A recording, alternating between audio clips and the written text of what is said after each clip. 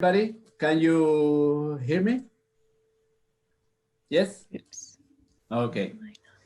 Thank you so much. I'm still kind of shaking thinking of Daisy's Papa situation. I hope she could get away explaining the whole thing. So thank you so much. Jennifer has been, really refreshing after, all these months in lockdown to remember that movies goes beyond the remote control, the Netflix and Amazon Prime and everything else. So please now feel free to mute yourselves and ask Dr.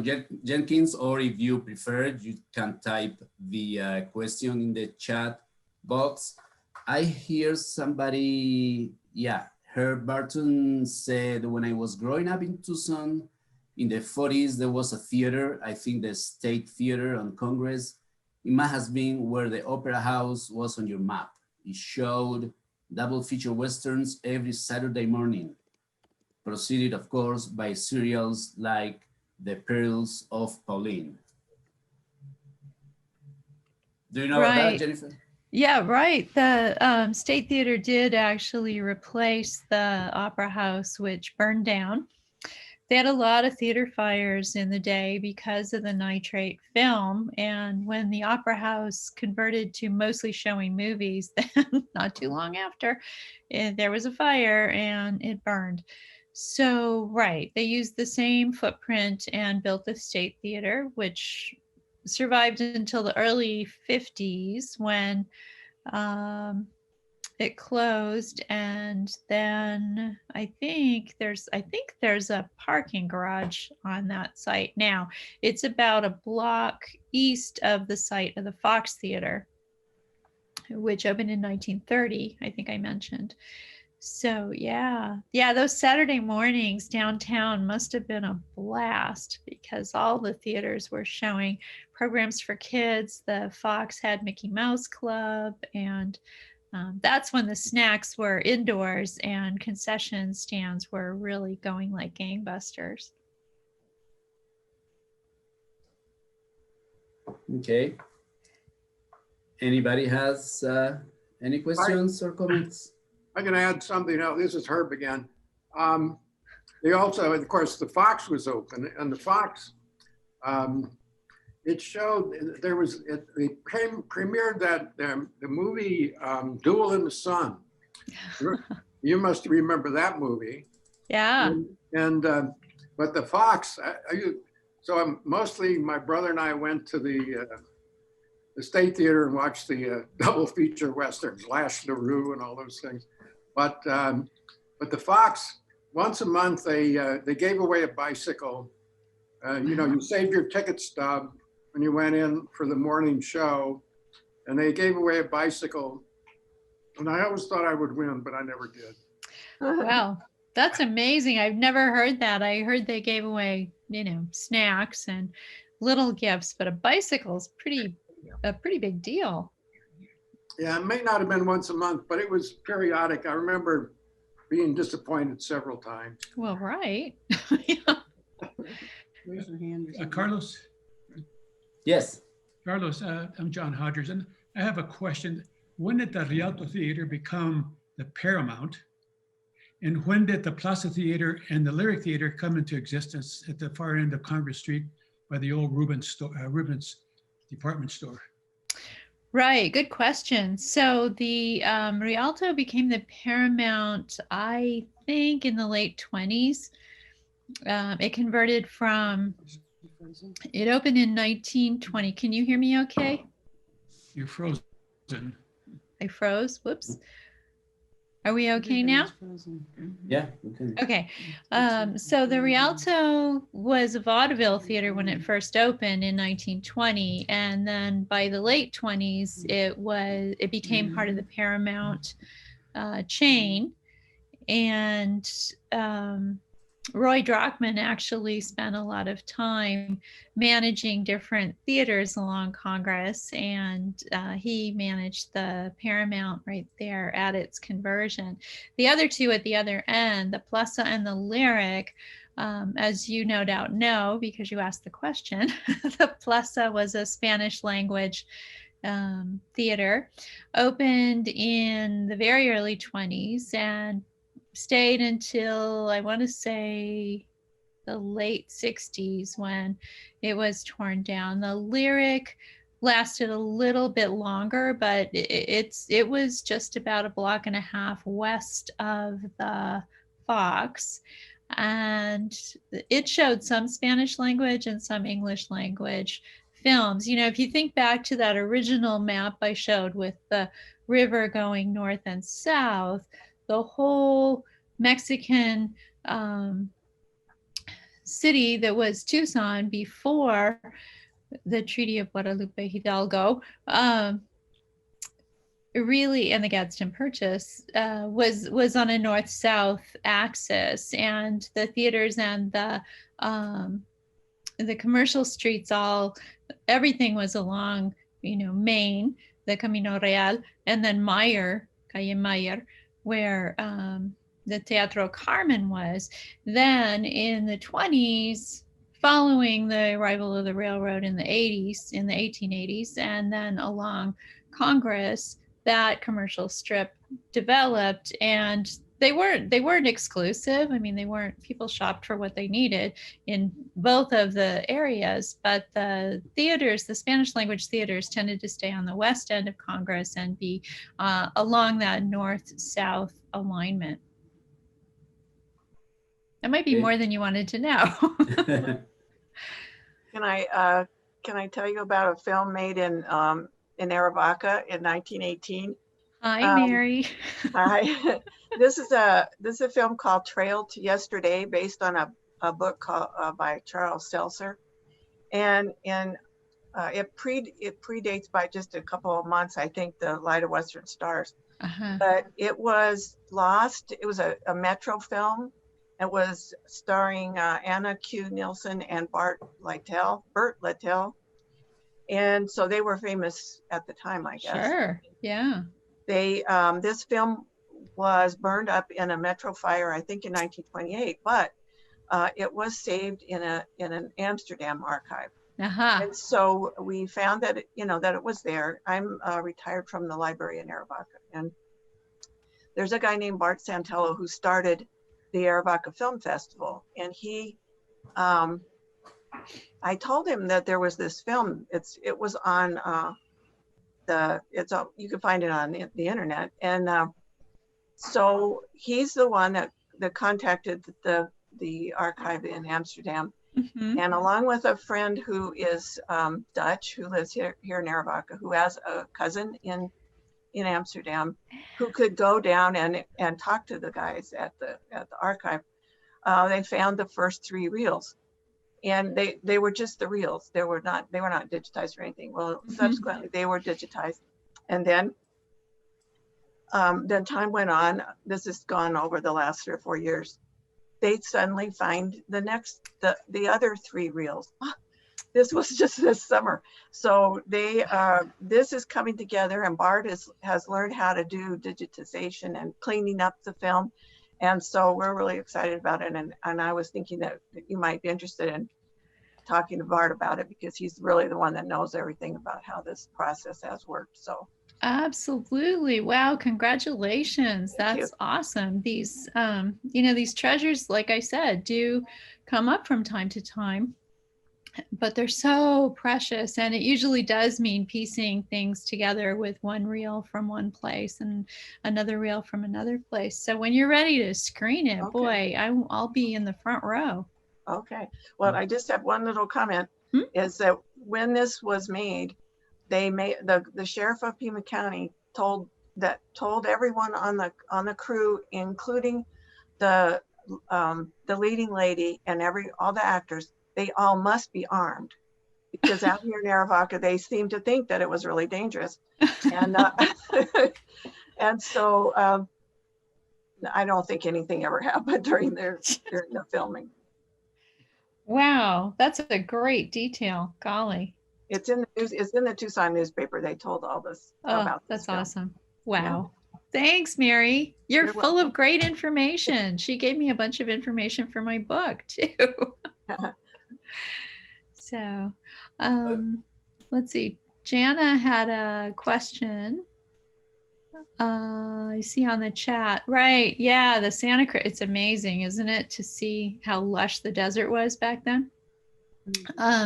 In the Mine with the Iron Door, the flood was filmed in Cañada del Oro in the canyon. And apparently they didn't have to, wait and wait and wait for a monsoon storm like we do. They, if they shot in the summer, they probably had one every couple of days if you shot in the right time. So let's see. What's the future of old Tucson studios? All I know is what I read in the paper. And they're just, the pandemic has really clobbered them, and they don't think that they're going to be able to continue as a tourist venue or a movie set. There's some discussion about the city taking, or the county taking it over, but I'm not privy to those conversations. Is anything being done to bring movie making back to Tucson? Well, oh my gosh, is that ever a loaded question? So the present governor is not a big fan of tax credits for film productions. So that's the way that you get movies and commercials and short films and independent productions to come, is that you give them tax credits. And usually the tax credit is a small concession to what they put into the local economy. New Mexico has been very proactive about that, and they have a thriving film industry. And people get on the planes in Los Angeles and they just go right over Arizona off to New Mexico. And it's been really good for the University of New Mexico Film School. They've got a whole soundstage and studio up on one of the mesas. And they did it right. And now they call it Tamalewood. That's where they make all those films over in New Mexico, right up the Rio Grande Valley. Beautiful scenery. Now we have scenery that can compete, but we don't have tax credits that can compete. So until that changes, I think we're going to be watching those planes going over and not getting that money. Okay, what else? Elizabeth? Elizabeth, yeah, had a question. Hi. So unmute your mic. There you go. Yeah. Okay. I have a question. Please. Yeah. Who played Daisy in the silent film? Her name is, oh